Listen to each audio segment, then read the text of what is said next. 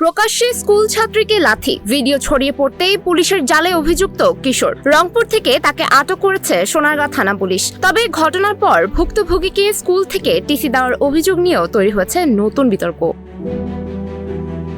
নারায়ণগঞ্জের সোনারগাঁয়ে স্কুল ছাত্রীকে প্রকাশ্যে লাথি মারার ঘটনায় অভিযুক্ত কিশোর দিলশাদ হোসেনকে রংপুর থেকে আটক করেছে পুলিশ। প্রায় 1 মাস আগে কাঁচপুরের শীতলক্ষা নদীর তীরবর্তী ওয়াকওয়ে এলাকায় দুই বান্ধবীর সঙ্গে হাঁটতে বের হলে ওই ছাত্রীকে পেছন থেকে লাথি মারে দিলশাদ। প্রতিবাদ করায় আবারও তাকে লাথি মেরে মাটিতে ফেলে দেয় সে। পুরো ঘটনা ভিডিও করে তার এক সহযোগী।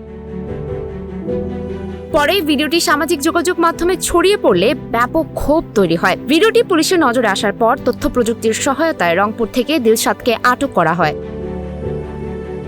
এদিকে ভুক্তভোগীর বাবার অভিযোগ, স্কুল চলাকালে বাইরে থাকার কারণ দেখিয়ে মেয়েকে টিসি দেওয়া হয়েছে। তবে বিদ্যালয় কর্তৃপক্ষ বলছে টিসি দেওয়া হয়নি, বরং শৃঙ্খলা ভঙ্গের অভিযোগে অভিভাবকদের সতর্ক করা হয়েছে। অভিযুক্ত অপ্রাপ্ত বয়স্ক হওয়ায় তাকে বাবা মায়ের জিম্মায় দেওয়া হয়েছে। আগামী 6 মাস প্রবেশন কর্মকর্তার তত্ত্বাবধানে তার কাউন্সেলিং চলবে।